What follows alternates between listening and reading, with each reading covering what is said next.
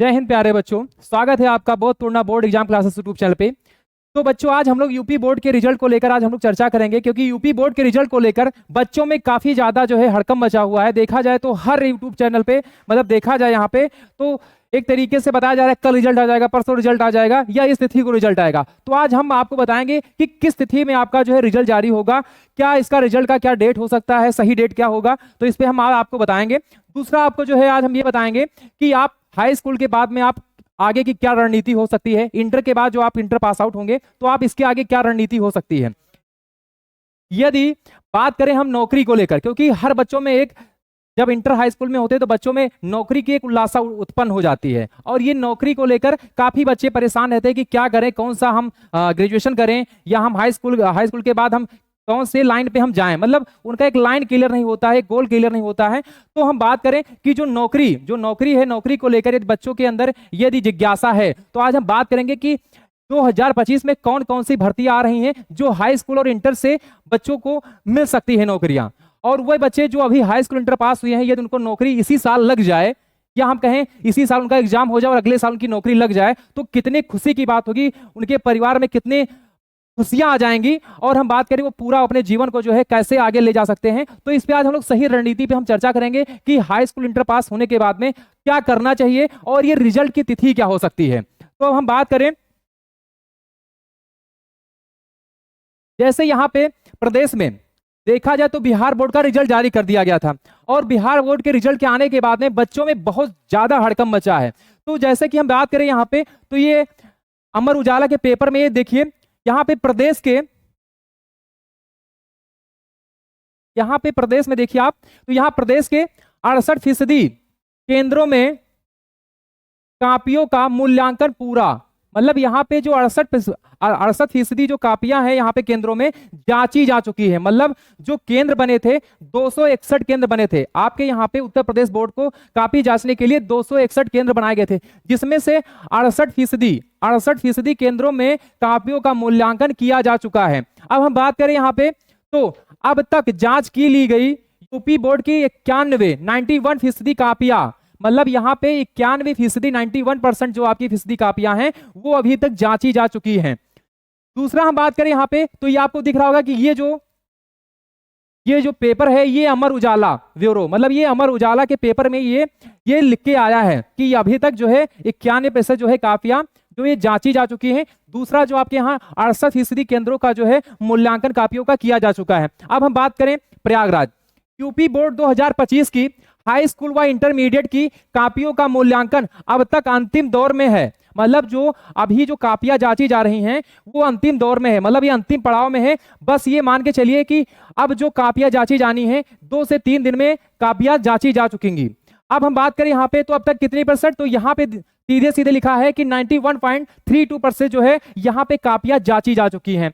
अब कापियों का मूल्यांकन किया जा चुका है और प्रदेश के 261 केंद्र, जैसा कि हमने पहले भी बताया था कि जो प्रदेश में 261 केंद्र बनाए गए थे, 261 केंद्र बनाए गए थे, मूल्यांकन केंद्रों में से 68% में जांचे जाने का काम पूरा। मतलब यहाँ पे जो 261 केंद्र जो बनाए गए थे इसमें से 68 केंद्रों में जो है कापियों का जांचे जाने का काम जो है, मूल्यांकन का काम जो है पूरा किया जा चुका है। कापियों का मूल्यांकन 19 मार्च को चालू किया गया था। जो कापियों का मूल्यांकन है, जो कापियां जांचे जाने का जो स्टार्टिंग तिथि रखा गया था 19 मार्च रखा गया था, शुरू किया जा चुका था। बोर्ड ने 2 अप्रैल तक इसका लक्ष्य, जो बोर्ड ने जो लक्ष्य रखा था कि हम 19 मार्च से कापियों का मूल्यांकन करेंगे और 2 अप्रैल तक इसको जो है कापियों को हम पूरा जांच कर लेंगे। तो जो लक्ष्य है वो लक्ष्य अब जो है पूरा होने के कगार पे है। अब हम बात करें यहाँ पे तो जो कापियां थी 3,01,48,236 कापियों का जांचे जाने का लक्ष्य निर्धारित किया गया था। तो 3,01,48,236 कापियों जांचे जाने का जो है लक्ष्य रखा गया था, जिसमें से 11 दिनों में अब तक 2,75,35,157 कापियों का मूल्यांकन किया जा चुका है। तो अब देखिए यहाँ पे 3 करोड़ था, वहां पे आप देखिए यहाँ पे 2 करोड़ के करीब में 2 करोड़ से ऊपर जो है कापियां जांची जा चुकी हैं, और यहाँ पे सीधे सीधे लिखा भी है कि 91% जो आपकी कापियां जांची जा चुकी हैं। इसमें से 9% कापियां, मतलब यहाँ पे बात करें तो 9% कापियां यहाँ पे अब जांचा जाना है। तो ये आपका अंतिम पड़ाव में है और यहाँ पे स्पष्ट भी कर दिया गया है। ठीक, अब हम बात करें आगे, तो आगे यहाँ पे क्या है, 4 दिन में केवल 9%, 4 दिन में केवल 9% कापियों का जांची जानी शेष है। मतलब यहाँ पे 4 दिनों में 9% कापियों को जो है जांचा जाना है। मूल्यांकन के लिए प्रदेश भर में मूल्यांकन बनाए गए 261 केंद्रों में से 143 कार्य जारी रहा। मतलब यहाँ पे बात करें 261 केंद्र में जो केंद्र बनाए गए थे उसमें से 143 में, क्योंकि यहाँ पे 68 केंद्र ऐसे हैं जहां पे कापियों का मूल्यांकन पूरा हो चुका है। अब हम बात करें यहाँ पे, तो उत्तर प्रदेश पुस्तिका जांची गई।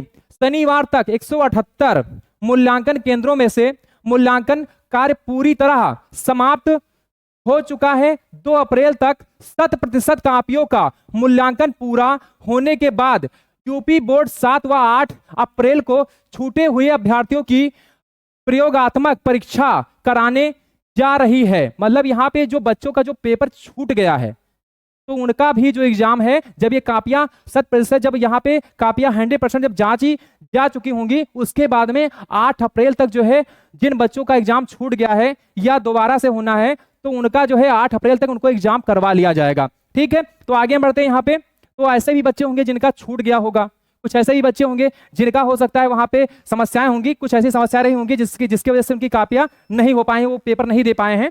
तो यहाँ पे बात करें यहाँ पे, तो यह परीक्षा भी पूर्व की भांति सीसीटीवी कैमरे की निगरानी में कराई जाएगी। अब जो बच्चे पेपर छोड़ दिए हैं उनका भी ऐसा ना सोचे कि पेपर जो है सीसीटीवी कैमरे के निगरानी में नहीं होगा, उनका भी पेपर वैसे ही होगा जैसे परीक्षा के दौरान सभी बच्चों का परीक्षा लिया गया था। तो वैसे ही सीसीटीवी कैमरे के दायरे में जो है बच्चों का परीक्षा लिया जाएगा। अब हम बात करें प्रयोगात्मक परीक्षा में छूटे हुए अभ्यर्थी के शामिल होने के बाद संभावित अभ्यर्थियों को आवंटित अंकों के आधार पर अंतिम परीक्षा फल तैयार कराने की प्रक्रिया भी शुरू कर दी जाएगी। यूपी बोर्ड ने अप्रैल के अंतिम सप्ताह में परीक्षा परिणाम जारी करने की तैयारी कर रखी है।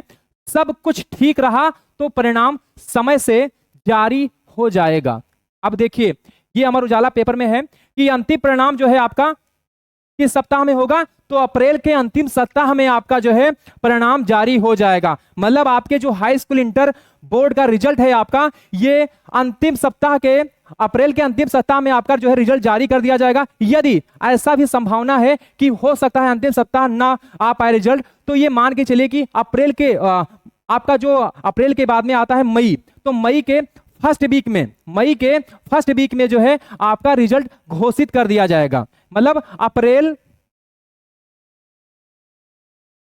अप्रैल और मई के फर्स्ट वीक में, अप्रैल के लास्ट और मई के फर्स्ट वीक में जो है रिजल्ट जो है घोषणा की जानी है।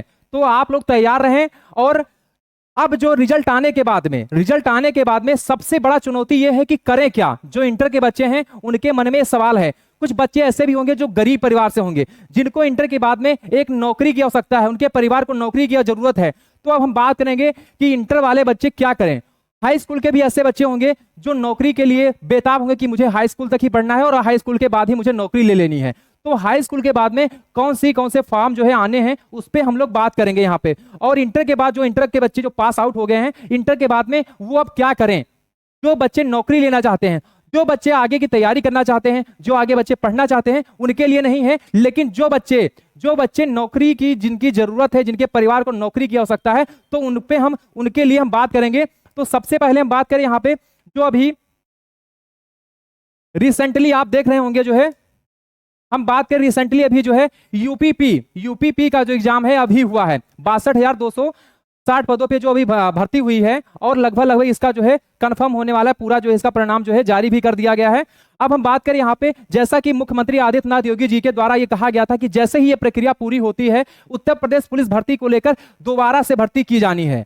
तो ये आपके लिए सुनहरा अवसर है। सबसे पहली बात तो ये। दूसरा, नोटिफिकेशन भी ऑफिशियल ऑफिशियल जो है उत्तर प्रदेश के ट्विटर हैंडल पर जो है जारी कर दिया गया है कि यहाँ पे जो है आपके लिए उत्तर प्रदेश पुलिस भर्ती को लेके अभी जो आनी है भर्तियां लगभग में 26,000 से लेके 27,000 के करीब में भर्तियां आनी है, जिसमें से यूपीएसआई है, जेल वार्डन पुलिस है, और देखा जाए तो यहाँ पे जो है यूपीपी और यूपीपीएससी को लेकर भर्तियां होनी है। तो यूपीपी अब सबसे बड़ा मुद्दा आता है कि बच्चे, क्योंकि बच्चों का एक वर्दी पहनने का एक सपना होता है, एक तो जीडी के बच्चे होंगे जो हाई स्कूल पास किए होंगे तो उनके लिए भी एक सपना है। तो एक हम बात करेंगे यहाँ पे यूपीपी, सबसे ज्यादा जो उत्तर प्रदेश में जो नौकरी लेना चाहते हैं तो अभी आने वाला है यूपीपी, और इसका भी जो यूपीपी का है और इसका ऑफिशियल नोटिस जारी कर दिया गया है, और ये अप्रैल के अंतिम माह तक इसका हो सकता है कि ऑफिशियल वेबसाइट पे जारी कर दिया जाए, जिसपे आपको फॉर्म अप्लाई का भी डेट आपको सुनिश्चित कर दिया जाएगा। ये तक है, तो आप जैसे ही आपका रिजल्ट आएगा वैसे ही आप फॉर्म को अप्लाई कर पाएंगे। तो आपको फॉर्म को वेट नहीं करना है कि यूपीपी का क्या नाम है, यूपीपी का जो है ऑनलाइन कब तक होगा। आपको अब तैयारी में जुड़ जाना है। जिन बच्चों को नौकरी चाहिए, जिनके परिवार में नौकरी की आवश्यकता है, तो अब यूपीपी में उत्तर प्रदेश में अब ये नौकरी आपको मिलेगी। और ये वैकेंसी अभी जो वैकेंसी आने वाली है, ये वैकेंसी अभी थोड़ी है, लेकिन ये वैकेंसी जाके 40,000 से लेके 50,000 तक वैकेंसी बढ़ सकती है, क्योंकि पिछली बार वैकेंसी 40,000 आई थी, लेकिन लास्ट में जो है ये 60,000 62,000 जाके हुई थी वैकेंसी। तो ये जो आपकी वैकेंसी है, ये आपको वैकेंसी का इंतजार नहीं करना है, अब आपको तैयारी में जुड़ जाना है। तो अब यूपीपी, अब जो उत्तर प्रदेश में नौकरी लेना चाहते हैं, क्योंकि उत्तर प्रदेश यूपीपी में अब सबसे ज्यादा यहां पे आता है कि एज क्राइटेरिया क्या होगा। अब आपके मन में सवाल उठ रहा है कि हाँ यूपीपी का जो है हम नौकरी लेंगे, तो इसके लिए एज क्राइटेरिया क्या होगा, एलिजिबिलिटी क्या होगा। तो अब यहां पे हम बात करेंगे, तो योग्यता की बात करेंगे। यहां पे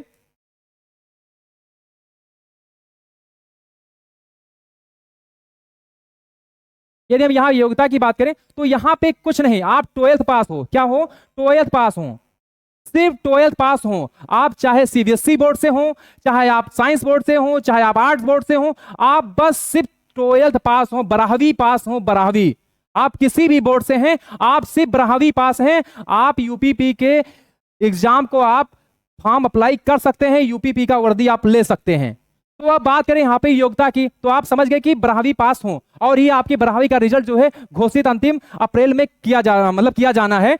हो सकता है अंतिम अप्रैल में ना आए, ये आपके मई के फर्स्ट वीक में आ जाए, लेकिन जो इसका यूपीपी का भी नोटिफिकेशन है अप्रैल के अंतिम, देखा जाए तो अंतिम सप्ताह में इसका नोटिफिकेशन आ जाएगा, फॉर्म अप्लाई का डेट भी आ जाएगा। अब हम बात करें यहाँ पे एज, अब आता है एज, तो एज क्या है यहाँ पे, 18 साल पूर्ण हो, क्या हो, 18 साल पूर्ण हो, और 21 साल, क्या हो, 21 नहीं, आपका 18 से 22 वर्ष आपका हो, क्या हो, 22 वर्ष आपका हो। यदि आप जर्नल के बच्चे हैं, क्या है, जर्नल हैं। यदि आप ओबीसी हैं, तो ओबीसी में आप 3 जोड़ लीजिए, जो कैटेगरी वाइज जो छूट मिलती है 3, आपको 3 साल का छूट दिया जाएगा। साथ ही साथ जो एससी एसटी के बच्चे हैं उनको 5 साल का वरीयता दिया जाता है। अब महिलाएं, अब क्योंकि महिलाओं के भी मन में सवाल है, ये तो है मेल का, ये है पुरुष वर्ग का, ये पुरुष वर्ग का है। अब महिलाओं का क्या है, तो महिलाओं का भी जो एज है यहाँ पे क्राइटेरिया 18 से 25 वर्ष, 18 से जो है 25 वर्ष यहाँ पे महिलाओं का एज रखा गया है, महिलाओं का जो एज है यहाँ पे,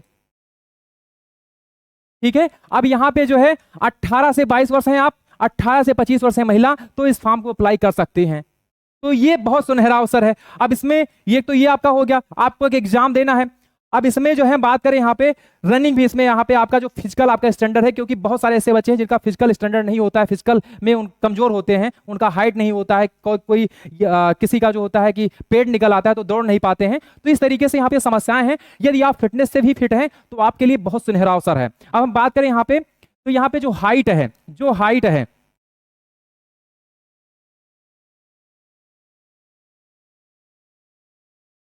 जो यहाँ पे हाइट है आपकी, यहाँ पे जो हाइट आपकी रखी गई है 168 सेंटीमीटर। और यहाँ पे जो आपका ये है मेल के लिए, ये है आपका मेल के लिए, ये आपका फीमेल के लिए है 152 सेंटीमीटर।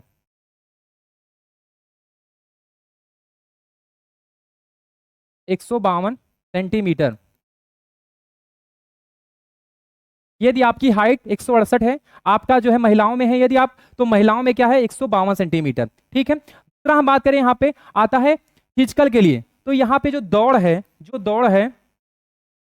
यहाँ पे ये दौड़ जो रखा गया यहाँ पे 4800 मीटर, ये 4800 मीटर है। बच्चों के लिए घबराए ना, बच्चों के लिए कम है, यहाँ पे ये बच्चों के लिए है, जो बच्चे हैं उनके लिए है 4800 मीटर। और ये जो है ये रखा गया है 25 मिनट में, 25 मिनट में। ये है पुरुष के लिए, और ये महिलाओं के लिए है 2400 मीटर, 2400 मीटर। और ये है आपका 16 मिनट में।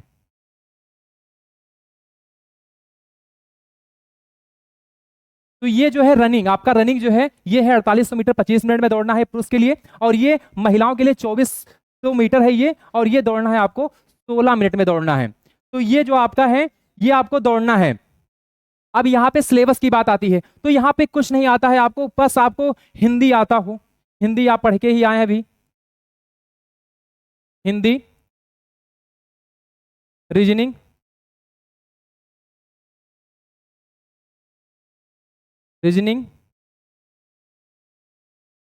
Math, GK, GS.